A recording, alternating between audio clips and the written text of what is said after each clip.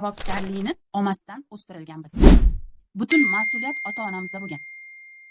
Sizni ota-onangiz ayri bo'lsa ham, sizni ota-onangiz birga bo'lsa ham, butun mas'uliyatni o'zlariga olib, sizni tanqid qilib, sizni urishib, sizni so'kib, o'zlari mas'uliyatni mani qo'limda. Men onaman, otaman, bular hali bola, bular hali yosh bola. Siz katta bo'lganingizda ham ona otani yonida siz yosh bolasiz.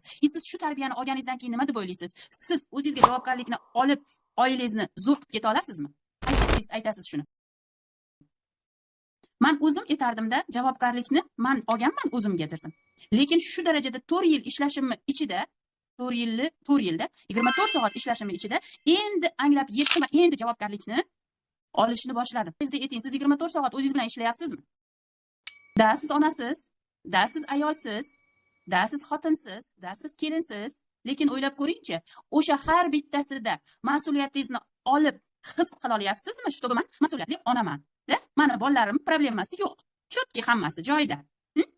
Yoki bo'lmasam, men zo'r kelin bo'lganman. Qoyillatib qo'yganman. Erimni gullatib qo'yganman. Erimni rivojlantirib qo'yganman. Deya olasiz.